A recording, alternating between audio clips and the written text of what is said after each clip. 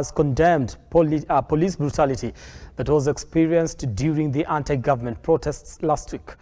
The Commission is now calling for urgent investigations and prosecution of perpetrators of torture on innocent Kenyans.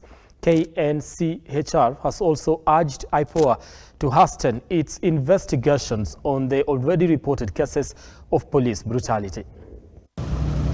Maafisa wa polisi walikuwa wanapiga watu baka kwa boma. Baka jirani yangu walipiga kabisa baka wakavunja. Wanaumiza vijana, watu wanakuwa na injuries, watu wanaumia, wanatoa vijana kwa nyumba wanapiga. Walituumiza sana, watoto waliumia, wamama waliumia mpaka tukashindwa ni shida gani tena. Haikuonyesha picha nzuri sana kutoka kwa mapolisi. As a section of residents from Nyalenda, Kisumu County recounts how police officers unleashed terror during the anti-government protest, the conduct of police during the demos continues to raise uproar, with the Kenya National Commission on Human Rights condemning police brutality, noting that there has been a clear manifestation of violations of fundamental human rights during the demos. The National Police Service is mandated to maintain law and order while observing and respecting constitutional provisions. Breaking into homes, as was seen in Kisumu and other places, and affecting improper arrests while dispensing brutality and torture infringes upon the rights of citizens and violates their dignity and sanctity of their private spaces. In view of the already documented occurrences of police brutality, the Commission has condemned the brutal attack on defenseless members of the public, allegations and abductions by police officers, delays and denial of justice to those arrested during demonstrations, breaking into homes, and also harassment and injuries to vulnerable groups in the society and media practitioners. These events are worrying as the reminders of our dark past, where the security agencies had special squads that would effect such extrajudicial activities.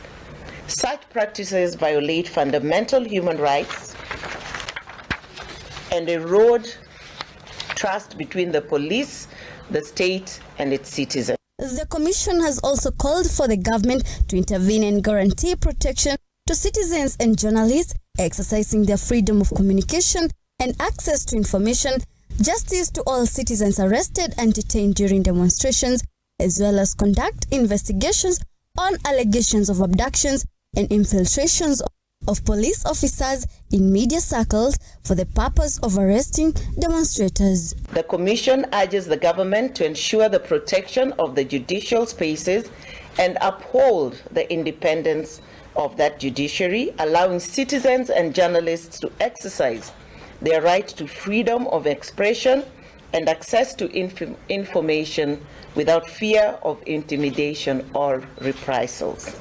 As opposition Azimio coalition suspends its anti-government protest in honor of victims of police brutality, today the Kenya National Commission on Human Rights have condemned these acts and called upon IPOA to fasten their investigation and ensure that justice is served.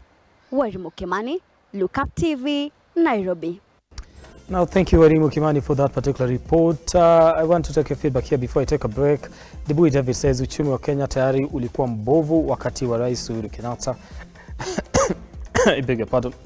That is in response to the story we've done about Raila Odinga and looking at the state of the nation. Right? Mogashi Manuel says, mbona mnashinda mkiweka maandamano?